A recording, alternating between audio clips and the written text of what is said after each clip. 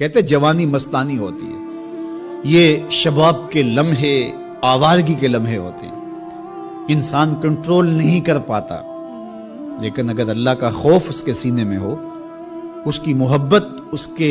رگو ریشہ میں محو نفوذ ہو، تو پھر جوانی میں توبہ کرنے والے اور جوانی میں اللہ کی رضا جوئی کے لیے کوشاں ہونے والے اللہ کی خاص رحمتوں اور کرم نوازیوں سے مالا مال ہوتے ہیں۔ ارشاد فرمائے ان شبابہ فیما ابلاہ، جوانی کے بارے میں پوچھا جائے گا کہ جوانی کہاں بس رہی۔ بعض نے یہاں ان جسدہ فیما ابلاہ، ابن حبان نے اور امام ترمذی نے جو حدیث روایت کی ہے اس میں یہ لفظ بیان کیے ہیں کہ جسم کے بارے میں سوال ہوگا، یعنی جسم کے ایک ایک عضو سے پوچھا جائے گا۔ تم سے پوچھا جائے گا تمہارے ہاتھوں نے کیا کیا، تمہاری آنکھوں نے کیا کیا، تمہارے کان کیا سنتے رہے، تمہاری زبان کیا بولتی رہی، تمہارے قدم اٹھ کے کن راہوں کا سفر کرتے رہے،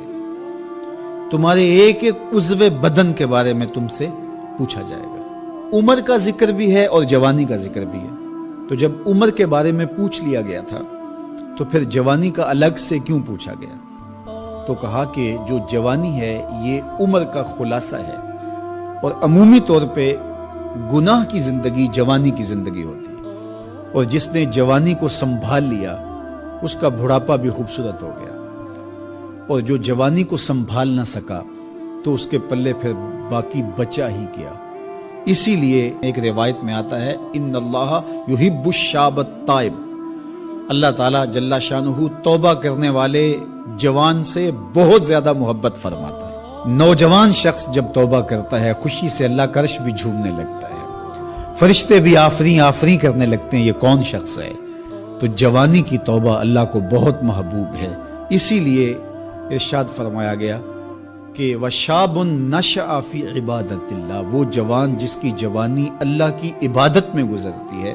کل قیامت کے دن جب کوئی سایہ نہیں ہوگا اللہ اس جوان کو اپنے عرش کا ٹھنڈا سایہ عطا فرمائے گا۔ تو جوانی کو سنبھال کے رکھنا، یہ پوچھا جائے گا کہ تو نے جوانی کیسے گزاری۔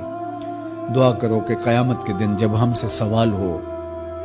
تو ہمارے جوان اس کا جواب یہ دے مالک ہماری جوانی سجدوں میں گزری تھی،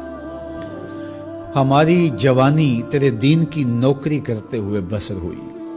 ہماری جوانی قرآن کی دعوت دیتے ہوئے گزری،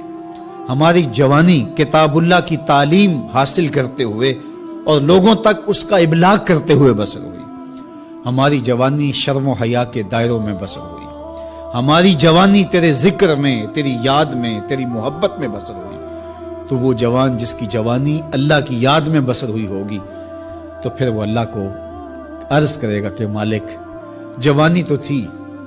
شباب کی جولانیاں تو تھی، میرے معاصر میرے ہم عمر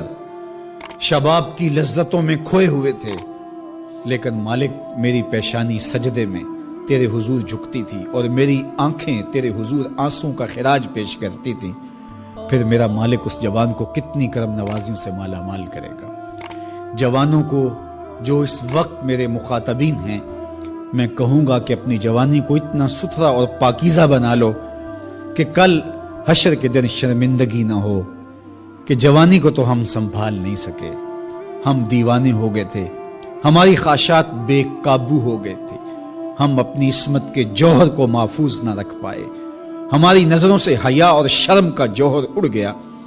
اور ہم آوارہ مزاج چوکوں گلیوں بازاروں اور تھڑوں کے اوپر بیٹھ کے جوانی کے قیمتی لمحے ضائع کیے۔ کہتے جوانی مستانی ہوتی